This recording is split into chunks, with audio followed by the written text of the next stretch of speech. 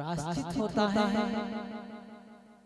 कि हमने अपने जीवन में जो भी नियम संयम संकल्प लिया और अगर वह संकल्प कहीं टूट गया, दोष लग गया, टूट जाए, तो हम उसका अंतरंग से पश्चाताप करते हैं। उस पश्चाताप करने का नाम जो हमारे अंतरंग में पश्चाताप होता है उसका नाम होता है आलोचना। और जो हम गुरु के समक्ष जाकर के बात करते हैं उसका नाम होता है प्रायश्चित। तो आज हम जैन और जैन होने के नाते हमारा कर्तव्य और हमारा आचरण आज सारी दुनिया में आप कहीं भी चले जाओ, जैसे ही आप नाम के आगे संयम लगाते हैं जैन, तो सामने वाले के मन में कुछ जिज्ञासा होती है। वो जिज्ञासा ये उत्पन्न होती है कि अगर ये जैन है तो आचरण से गलत नहीं है, ईमानदार जो कहेगा वो करेगा। ये तीन बातें उसके दिमाग में अपने आप क्या जाती है कि आज से सही होगा, ईमानदार होगा, जो कहेगा वो कर ये जैन विशेषता। और अगर पुलिस वाले के सामने पहुंच जाओ तो वो समझता है वो सोचता है मालदार, इसलिए तो जैन के पास में माल क्यों होता है?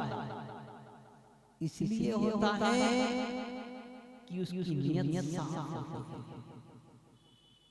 वह कभी किसी का एक पैसा वह सोचता है तो दिया है, इसलिए और जिसकी नियत साफ होगी उसकी यहाँ लगन नहीं होगी, इसमें कोई संदेह नहीं। तो इसलिए सबसे पहले हमें अपना मन साफ रखना चाहिए। और जब मन साफ होता है तो कहा जाता है मन चंगा तो कठोर होगा। जहाँ मन चंगा होता है वही तीर्थ बन जाता है। आप कहीं तो इस तरह का हम अपने मन को पहले साफ रखें और हमारे जीवन में जो भी दोष, इसलिए जैन धर्म चाहे श्रावक चाहे सबसे पहले भगवान के सामने 24 घंटे में एक बार जो दोष लगता है उसमें भगवान के सामने गुरु के सामने हाथ जोड़ कर खड़े और एक बार भगवान के सामने निवेदन करते हैं खम्मा में सब जीवात्मा सब जीवात्मा मेरी में सब भूत भैरव चमके, कहते हैं मैं सभी जीवों को क्षमा करता हूँ, सब मुझे क्षमा करता। खम्मा में सब जीवात्मा सब जीवात्मा मेरी में सब सारे जीवों से मेरी मित्रता है, संसार में मेरा कोई शत्रु ऐसी भावना। तो हम भी कहा सर्व जीवों से हमारी मित्रता, कोई भी जीव हमारा इस संसार में शत्रु ना हो, ये प्रार्थना के अंदर सबसे पहले तो हम सब जीवों से मित्रता और मित्रता का अर्थ ये नहीं होता है कभी कभी सामने लगे तो हाथ मिला लिया, हवारी लिया, हमसे भी कह आपने भी किया तो कहा इसका मतलब मित्रता नहीं। मित्रता की मायने होता है सद्भावना। क्या हो? सद्भावना। चाहे वह कहीं भी हो, इससे कोई मतलब नहीं। हमारे सामने वाले के प्रति सद्भावना हो, अच्छे विचार हो। हम परोक्ष में भी हो तो भी हमेशा उसके प्रति सोचे कि तेरा प्यार सुखी रहे, धन धान्य से संपन्न रहे, निरोगी रहे। हमारी भावना बताती है कि हम मित्रता को सुसूचित करते कि हम मित्र और नेता की तरह मिल गए कि सामने तो हाथ जोड़ लिए, पीछे जा अब सबसे बोलने लगे तो कहा ये मित्रता की भावना। और ये मित्रता की भावना सब जीवों के प्रति कोई एक नहीं है। हम एक दिन से लेकर के पंचीत तक के जीवों के प्रति और चार के जीवों के प्रति हम सब के प्रति ये भावना, इस सब जीव संसार की मेरी भावना के अंदर सबसे पहले सुखी रहे सब जीव जगत की, कोई कभी ना डरा, बैर पाप अभिमान छोड़ जगत नई मंगल का। बस हमें भावना कि सुखी रहे सब जगत, कोई का संसार के प्राणी सब सुखी, कोई घबराहट कब जब कोई संकट आता है, आपत्ति आती है तो हम घबरा क्या? बिल्कुल घबराने की नहीं, कुछ नहीं हो, जो होगा सब सही। क्यों? जिनकी कहानी तीर्थंकरों ने लिखी, कहा जाता कि आसमान की कहानी फूलों ने लिखी है, आसमान की कहानी सितारों ने लिखी है, फूलों की कहानी कलियों ने लिखी है। नहीं रहेंगे चैन कभी घबराहट में, क्योंकि इनकी कहानी 24 तीर्थंकरों ने लिखी, इनकी कहानी 24 तीर्थंकरों, जिनकी कहानी 24 तीर्थंकरों ने लिखी हो तब वह कभी संकट में नहीं। तो हम इस तरह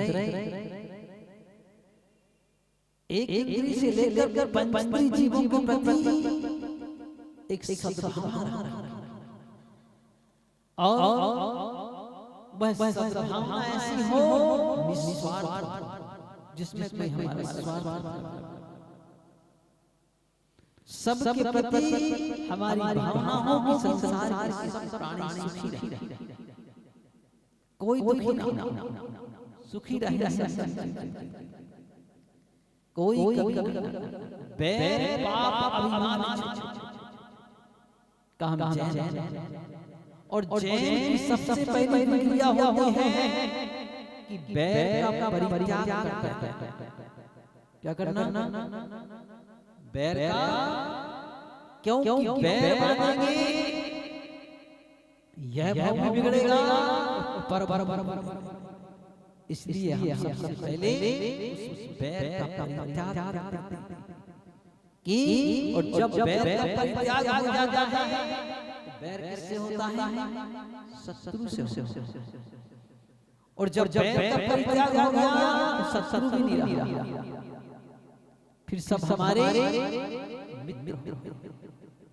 अच्छा बताओ, इस संसार में हम किसकी खोज करते हैं? शत्रु की, किसी खोज कर क्यों खोज कर न्यूट्रल हो गया, क्यों खोज कर बिल्कुल खोज हमें शत्रु की करना चाहिए। संसार में हमारा शत्रु तो नहीं है, और अगर है उसको भी हम अपना मित्र बना, क्योंकि हमने पहले कहा सब जीवों से हमारी मित्रता, जब सब जीवों से मित्रता है तो हो सकता है कदाच कोई भूल से शत्रु रह गया, तो रह गया तो उसको भी हम अपना मित्र बना लें। ये खोज करना चाहिए। क्यों? क्योंकि हमें जैन है तो हमें किसी सत्ता पालन की नहीं जाना, क्या करना है? मित्रता पालन की जाना, किसी से मतलब सबके प्रति हमारा सद्भाव हो, ये जैन पहचान। क्योंकि जैन सबसे पहले सबसे मित्रता का पालन, अगर कोई शत्रु है तो अंत में उसको भी वह मित्र बनाने की कोशिश करता है। हमारे मित्र राम के छोटे भाई शत्रुघ्न, भगवान राम के सबसे छोटे भाई शत्रुघ्न, जिस समय राम लंका से लौट करके आए तो कनकन राजा बन जाओ, हम दोनों तो शत्रुघ्न ने कहा मुझे यहाँ का नहीं, मुझे मथुरा का राज्य। तो राम ने कहा अपने अधिकार नहीं, अपने अधिकार तो अयोध्या है और हम किसी का राज्य नहीं देंगे। उसने कहा हमें तो वो ही मथुरा चाहिए। तो राम ने कहा हम तो तुम्हारा साथ देते, तुम्हें चाहे तुम ले लो, क्या है। तो शत्रुघ्न गया और जाकर मथुरा पर राज्य करने के लिए मथुरा के राजा जीतने का पुरुषार्थ किया। और वैसे मथुरा का राजा बड़ा बलशाली था, बलशाली नहीं था, उसके पास एक देवोपम था जिसको त्रिशूल कहकर वो धर्मेंद्र ने उसे दिया हुआ था मित्रता का। तो वह इस तरह से गया कि उस समय उसके हाथ में त्रिशूल नहीं था। जब उसको जाकर घेर और युद्ध कर उस शत्रुघ्न ने मथुरा के राजा परास्त कर दिया और वह बाबा से इतना घायल हो गया कि जीने की आशा टूट चुकी कि अब साहिब नहीं। तब उसके मन में एक भाव आया, मैं मनुष्य पर आया पाकर के क्या मैं ऐसे छोड़ दूंगा? ऐसे नहीं छोड़ दूंगा। मनुष्य पर्याय पाई है, उसमें भी जिन धर्म पाया है, क्षत्रिय कुल पाया, जैन धर्म सबका धर्म, किसी एक का न किसी जाति से संबंध है उसका, न किसी पर्याय से संबंध है। देव सारे देवता जैन धर्म का पालन करते हैं, सारे चतुर ने कहा। और ये पंचम काल चल रहा है, इसलिए वरना चतुर्थ काल समय चलता है, उस समय सारे जीव जी मात जन्म का पालन करते हैं। क्योंकि जैन धर्म एक ऐसा धर्म है जो आत्मा से परमात्मा बनने की प्रक्रिया बताता है। नर से नारायण बनने की प्रक्रिया केवल जैन धर्म में है, किसी धर्म सब धर्म में एक ही बात कही जाती है कि भगवान के सेवक बने रहो। हर धर्म में बात कही जाती है, सब धर्मों में बात, लेकिन जैन धर्म कहता है कि तुम स्वयं भगवान बन जाओ, बस इसके अलावा कोई और ना कोई प्रक्रिया बताता। तो उस राजा ने सोचा कि क्या मैं इस जिन धर्म को पाकर के उसमें भी क्षत्रिय कुल को पाकर के, क्योंकि पहले सारे क्षत्रिय धर्म का पालन करते थे, लेकिन जैन धर्म में त्याग का मूल्य ज्यादा, इसलिए जिह्वा लोलुप जीवों ने धर्म को नष्ट कर यहाँ तक कि इतने जिह्वा लोलुप हुए कि उन्होंने भगवान को भी रात रात भोग लगाना शुरू कर दिया। क्यों? खुद को खाना है तो भगवान को भी शुरू कर दिया, भगवान की रात रात खाते हैं, भोग लगा संध्या जब जब रात रात भोजन के बारे में कहा जाता है कि नरक का प्रथम द्वार है। क्या है? नरक का प्रथम द्वार। इसलिए महापुरुषों ने कभी रात रात में भोजन नहीं किया, बल्कि महाभारत ग्रंथ में तो ये बात लिखी हुई और मार्कंडेय ऋषि ने लिखी हुई है, हिंदू पुराण के अंदर लिखी हुई है। अस्तम गति दिभाते आपो अन्न मांस प्रोक्तम मार्कंडेय ऋषि, मार्कंडेय ऋषि हिंदुओं में जिन्होंने एक ग्रंथ लिखा महाभारत, उन्होंने का दीवानाथ कहते हैं सूर्य के अस्त हो जाने पर न हम अन्न का प्रयोग करते हैं न जल का, अन्न मांस का अगर करें तो मांस समान तो अन्न और जल दोनों का परित्याग करते हैं। इसके नाराज हो जाने पर दीवानाथ सूर्य के अस्त हो जाते हैं। लेकिन जिह्वा लोलुप ने कह दिया कि सूर्य अस्त हो गया, भोजन करना बैठ, भोजन करने के लिए बैठ, है ना, रात। तो ये दोस्त तो इस तरह का हम जब इतने दयावान होते हैं, देखिए ये क्रिया दयावान आदमी करता है, इसके अंदर दया होती है।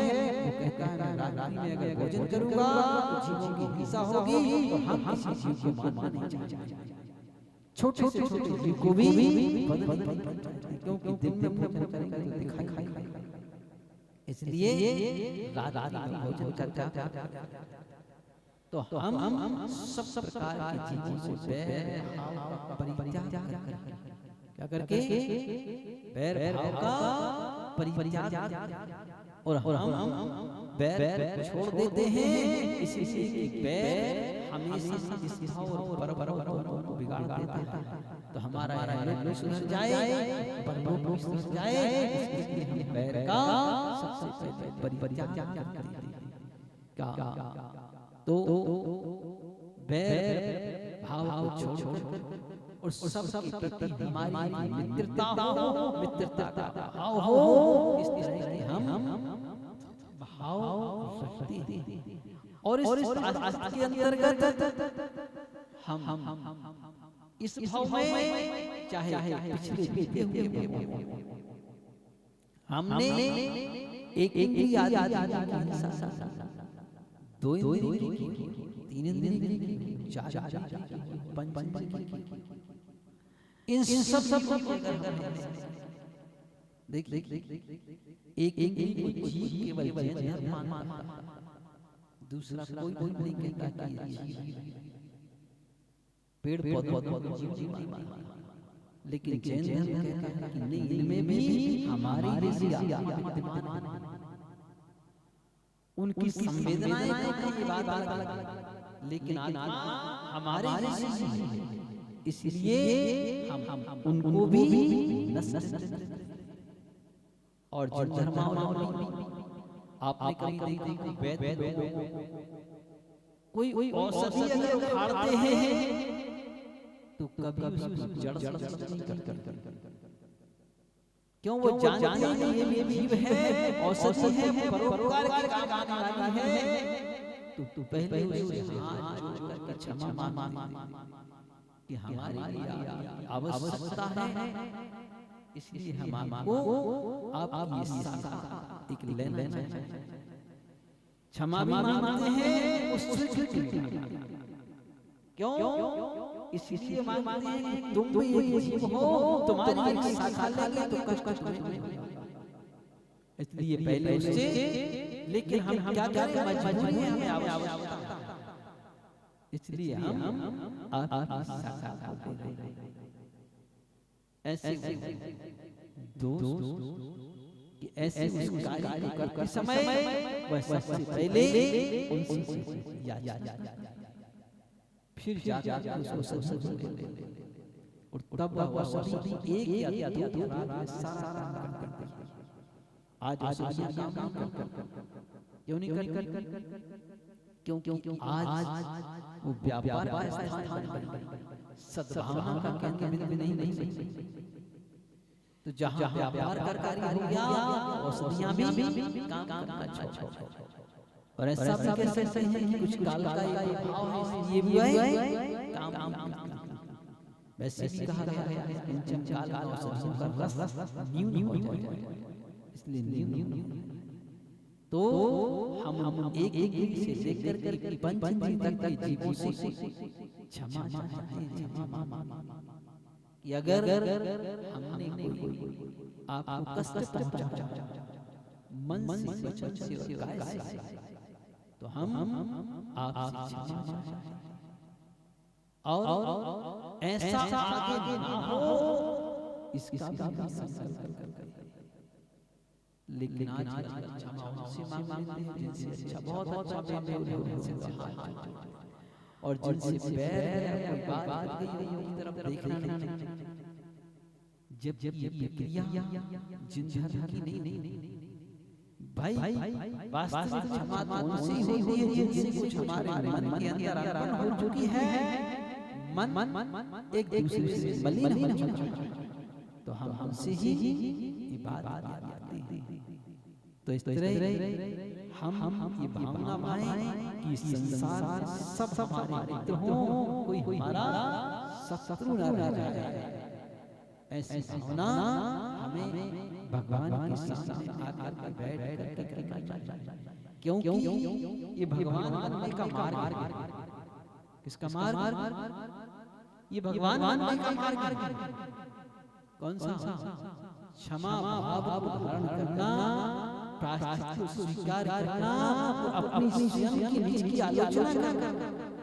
हमेशा अहंकारी व्यक्ति दूसरे में दोष देखता है, वह दूसरे की कमियां करता, लेकिन जो धर्मात्मा होता है दूसरे से नहीं देखता, वह कहता है कि मैं सुधार मुझे करना। ऐसा वह है अपने में। तो हम इस तरह का विचार करें और जब हम अपने में दोष देखते हैं तो सुधार करते हैं, तो हम भगवान बनने की राह पर चलते हैं, भगवान बनने के मार्ग पर चलते हैं। और अगर दूसरे में देखते रहे तो हम स्वयं कभी क्यों आलोचना हमेशा अशुभ होगी और जिस व्यक्ति का उपयोग हमेशा अशुभ रहेगा वह नरक जिंदगी का दूसरी कोई। तो ऐसे नरक आयु का बंधन हमारे नरक को पहुंचे और ना चार पैर वाले अभी कितने पैर? दो से चार प्रमोशन हो गया, डिमोशन हो गया, क्या हो गया? प्रमोशन क्यों? 2 से 4 पैर अगर जीव को प्राप्त हो जाए तो प्रमोशन हो गया। तो इसलिए डिमोशन हम मनुष्य हैं तो मनुष्य और ऊपर उठे देव ये हमारा इसमें हमारी आत्मा का, तो हम इस तरह के कार्य करें जिससे हमारी आत्मा का उत्थान हो। इसी के लिए हम ये विधान प्रारंभ करते हैं।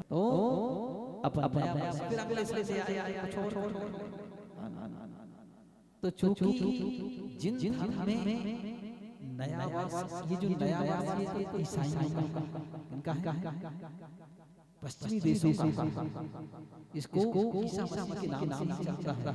बार ईसवी सन ईसवी सन ले भारतीय संस्कृति में ईसवी सन चलता है। क्या चलता है? भारतीय संस्कृति में संवत चलता है।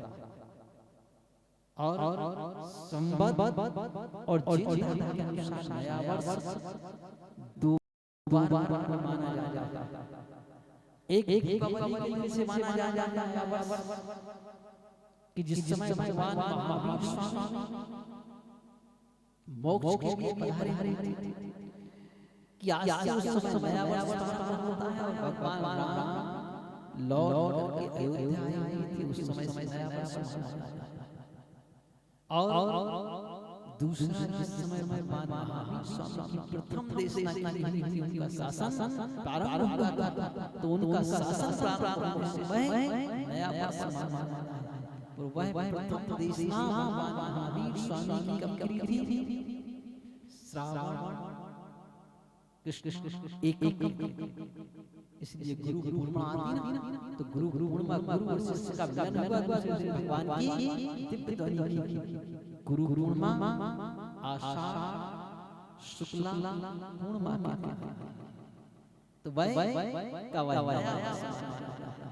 लेकिन चूंकि अब एक प्रवाह इस तरह का बह चुका है और इनकी संख्या ज्यादा हो गई, और जिसकी संख्या ज्यादा हो जाए वही शासन करता है।